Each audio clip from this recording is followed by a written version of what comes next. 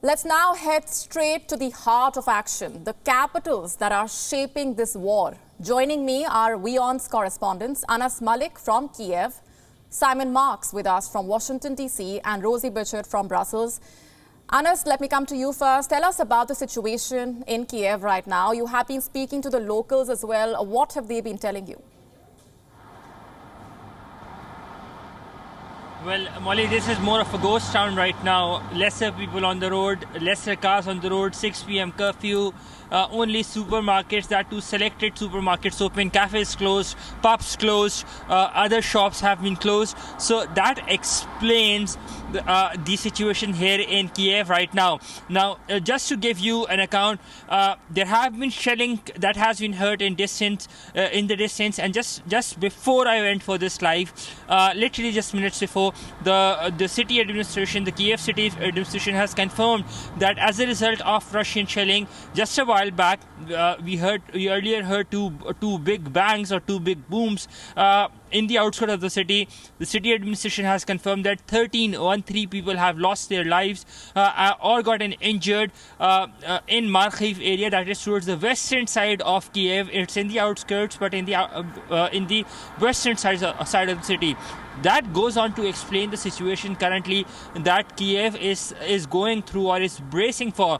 There are more and more military convoys on the road, more and more checkposts on the road, stringent checking that has been done, and you are being asked to carry all of your identification documents as well.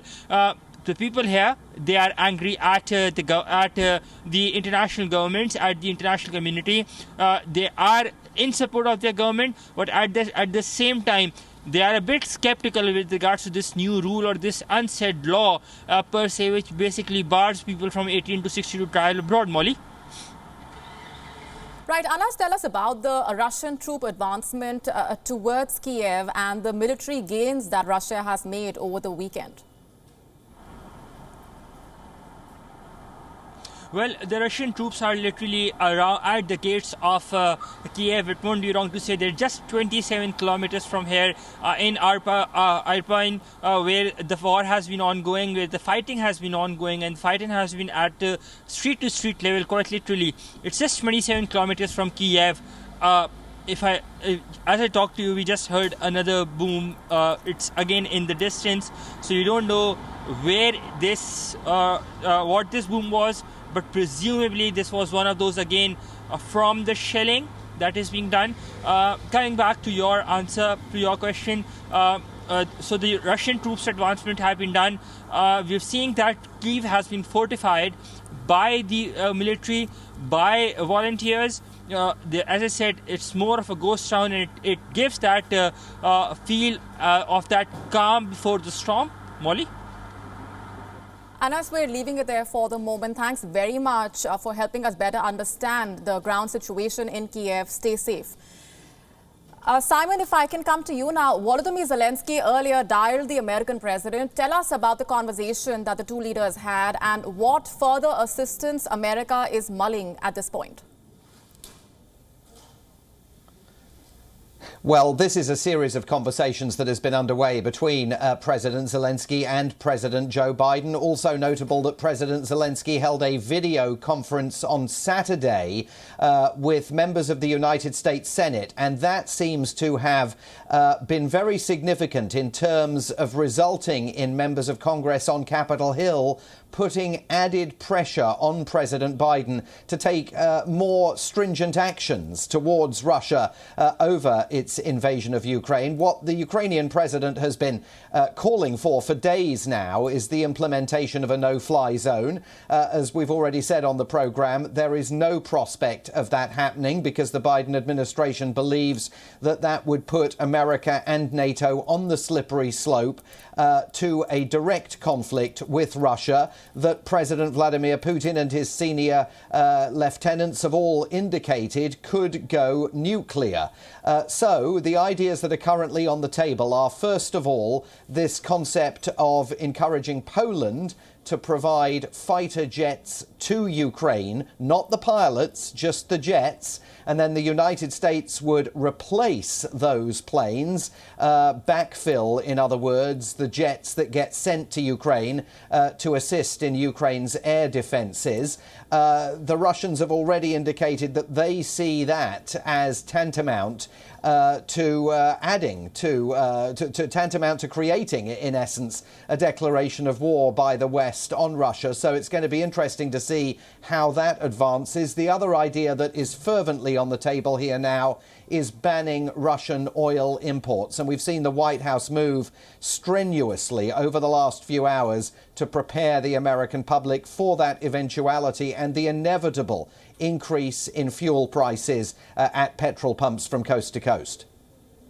We earlier played out that pointed warning from Volodymyr Zelensky for NATO, saying that the alliance will be held responsible for Ukrainian casualties over its refusal to impose a no-fly zone. We have already established what the NATO's position is on this front. But any reaction from the White House, from the United States leadership when it comes to the appeals from Zelensky and the concern that has been raised by the Ukrainian leadership over the consequences that this decision could have?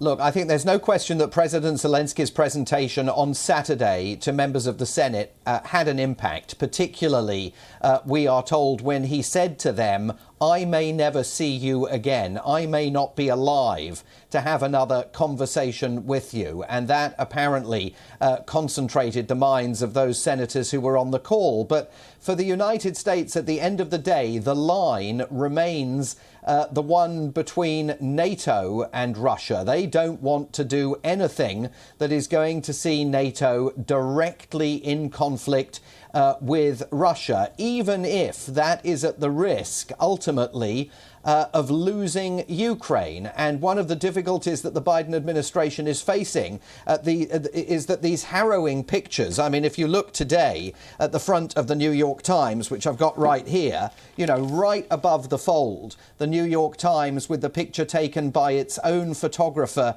yesterday in Irpin of those civilians who were killed by the Russians after the Russians failed to observe the ceasefire, to allow the creation of humanitarian corridors. News coverage like that is beginning to impact public opinion here, which is why we're seeing now a majority of Americans saying they would favour banning Russian oil imports, even though the price of petrol in some parts of the country is already hitting, for the modern era, record levels.